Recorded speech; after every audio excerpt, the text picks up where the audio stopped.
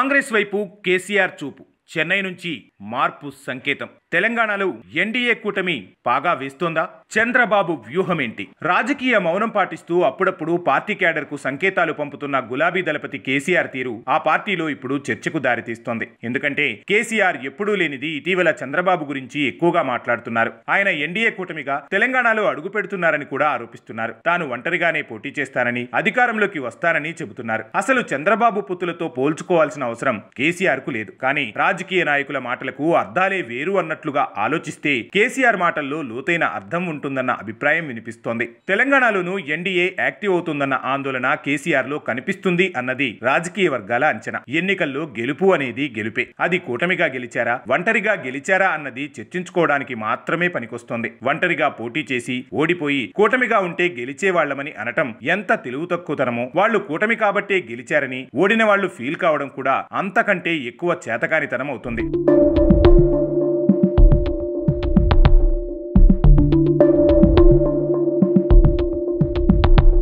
ఆంధ్రప్రదేశ్ విషయంలో కేసీఆర్ కూటమి వల్లనే గెలిచారనుకుంటే అదే కూటమి తెలంగాణలో వస్తే పరిస్థితి ఏమిటన్నది ఆయన ఆందోళన అనుకోవచ్చు. ఇప్పటికే తెలంగాణలో ఎన్డీఏ కూటమి ఏర్పడుతోందన్న ప్రచారం జోరందుకుంది. తెలంగాణ ఉద్యమం కుల మత ప్రాంతాలకు అతీతంగా తెలంగాణ ఉద్యమం ఒకప్పుడు బీఆర్ఎస్ కు రక్షణ కవచంగా ఉండేది. స్వరాష్ట్రం ఏర్పడిన తర్వాత ఓటర్ల ప్రాధాన్యతలు మారిపోయాయి. ఫలితంగా బీఆర్ఎస్ ఓటు బ్యాంకు తగ్గిపోతూ వచ్చింది. చివరికి పార్లమెంట్ ఎన్నికల నాటికి అది డిపాజిట్లు కోల్పోయే పరిస్థితికి వచ్చింది. బలంగా ఉన్నారనుకున్న ఉత్తర తెలంగాణలో దారుణంగా పరిస్థితి మారిపోయింది. మరీ అంత బలంగా లేని దక్షిణ తెలంగాణలో పరిస్థితి ఇంకా ఘోరంగా మారుతోంది. ఇలాంటి సమయంలో ఎన్డీఏ కూటమిగా ఏర్పడితే ఉత్తర తెలంగాణతో పాటు దక్షిణ తెలంగాణలోనూ మరింతగా బలపడే అవకాశం ఉంది. అదే కేసీఆర్ లో ఆందోళనకు కారణమవుతోంది. కేసీఆర్ కు మొండితనం ఉంటుంది, కానీ ఆయనకు రాజకీయ సమీకరణాలు బాగా తెలుసు. ఒంటరిగా గెలుస్తామని చెప్పడం, చంద్రబాబు కూటమిగా గెలిచాడని చెప్పడం వెనుక భిన్నమైన రాజకీయ వ్యూహం ఉంది. వచ్చే ఎన్నికల నాటికి ఏదో ఒక కూటమిలో చేరకపోతే మనుగడ ఉండదన్న సంకేతాలను ఆయన పార్టీ క్యాడర్ కు పంపారని అనుకోవచ్చు.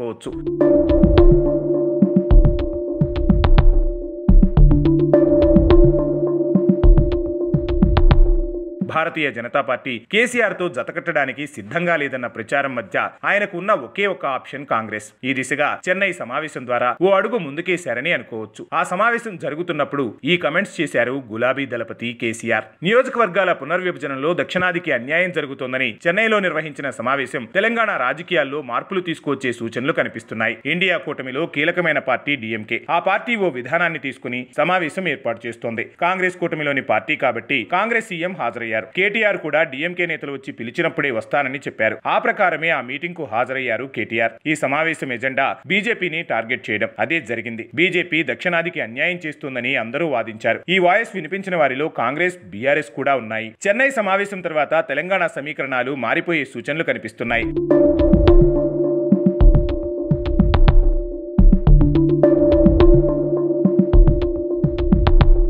జాతీయ స్థాయిలో భారతీయ జనతా పార్టీకి వ్యతిరేకంగా పోరాడే వారిలో రేవంత్, కేటీఆర్ ఉంటారు. అదే ఫార్ములా తెలంగాణకు అన్వయించేందుకు ఓ అవకాశం ఏర్పడినట్లే. ఇప్పటికిప్పుడు కాకపోయినా భవిష్యత్తు రాజకీయాలకు ఇదో పునాది అవుతుందని రాజకీయ వర్గాలు విశ్లేషిస్తున్నారు. భారతీయ జనతా పార్టీతో పొత్తు కోసం గతంలో బీఆర్ఎస్ ప్రయత్నించిందని స్వయంగా మోదీనే చెప్పుకొచ్చారు. తాను అవసరం లేదని తేల్చి చెప్పారన్నారు. భవిష్యత్తులోనూ బీఆర్ఎస్ తో ఎట్టి పరిస్థితుల్లో పొత్తులు ఉండబోవని చెప్పారట మోదీ. ఆంధ్రప్రదేశ్ తరహాలో తెలంగాణలో కూడా ఎన్డీఏ ఉంటుందన్న ప్రచారం ఇటీవలి కాలంలో ఊపందుకుంది. తెలుగుదేశం పార్టీ, భారతీయ జనతా పార్టీ తెలంగాణలో కలుస్తాయని అంటున్నారు. దక్షిణ తెలంగాణలో పట్టు సాధించాలంటే తెలుగుదేశం పార్టీ జనసేనతో కలవడం మంచిదని భారతీయ జనతా పార్టీ హైకమాండ్ అనుకుంటోందని చెబుతున్నారు. దక్షిణ తెలంగాణలో కాంగ్రెస్ బలంగా ఉంది. ఈ క్రమంలో బీఆర్ఎస్ ఒంటరిగా పోటీ చేస్తే అటు ఉత్తర తెలంగాణలో, ఇటు దక్షిణ తెలంగాణలోనూ పార్లమెంట్ ఎన్నికల్లో వచ్చిన ఫలితాలే వస్తాయన్న ఆందోళన వ్యక్తమవుతుంది. భారతీయ జనతా పార్టీ కలుపుకునే అవకాశం లేదు కాబట్టి మెల్లగా కాంగ్రెస్ వైపు వెళ్లే ప్రయత్నంలో ఓ అడుగు చెన్నైలో పడిందన్న అభిప్రాయం వినిపిస్తోంది. ముందు తరగబోయే పరిణామాలు తదుపరి రాజకీయ